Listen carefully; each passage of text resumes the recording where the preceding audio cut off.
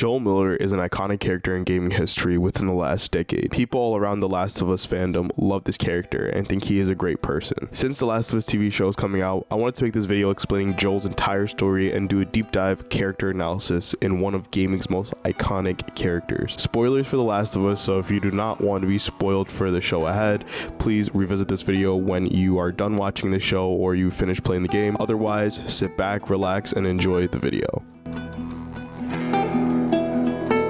So before the outbreak, Joel was a carpenter.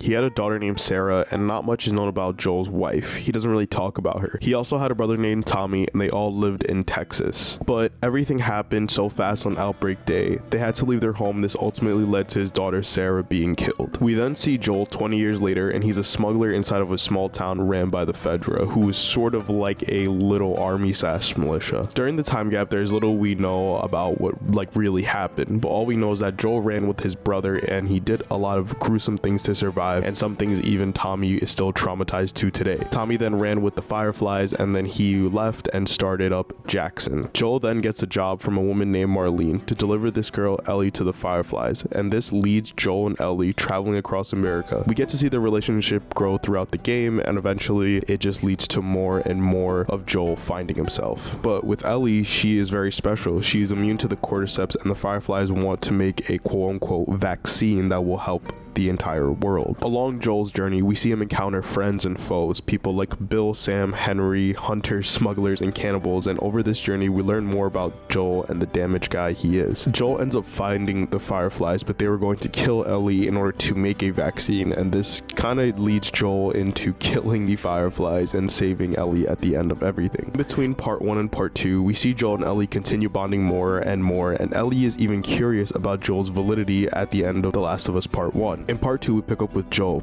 He and Ellie are not connected anymore because she found out what happened at the hospital and the decision he made. She denies any help from him because she holds so much anger and regret for him. Joel's hurt, but he and Ellie decide to start mending back their relationship. However, things would transpire. Joel helps this stranger named Abby, and they manage to escape a horde of runners, but come to find out, Abby was looking for Joel, and she ultimately ends up killing him in front of Ellie. Come to find out, she's a Firefly, and Joel happened to kill her father, who was the surgeon that was going to do the operation on Ellie when she was 14. Ultimately, this led to his demise, and that is the last of Joel Miller.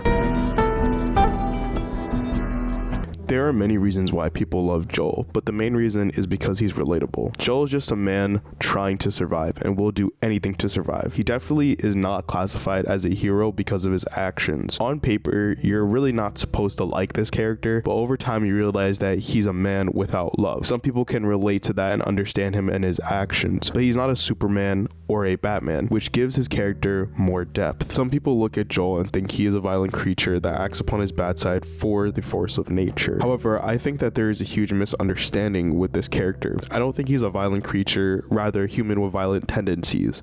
The difference is that Joel does not lack empathy, and I don't really classify Joel as a sociopath. A perfect example would be Henry and Sam. He didn't kill them when he first met them, and even after all that had happened, he was skeptical but learned to forgive and move on. Joel suffers from PTSD, anxiety, and depression, and from the way we see him, it's clear this is enhanced as outbreak day reaches and losing his daughter. We see this as he is sleeping, and he even jitters and talks in his sleep 20 years later. Joel never really faces his problems until Ellie comes along and helps him realize that there is something beautiful worth fighting for in a world that has gone to shit. It reminds me back to this quote, which is, "We are people through other people." I think this reflects a lot about Joel's character because in the beginning we see that he's alone essentially, and Tommy's on the other side of the United States, and eventually even at the end afterwards he carries Ellie and goes back to Tommy and realizes that he needs people in his life. However, I feel like one aspect of Joel's character that is misunderstood is the idea of nature fighting back and the consequences of his actions. The best way I can explain this is with Newton's third law. For every action, there is an equal and opposite reaction.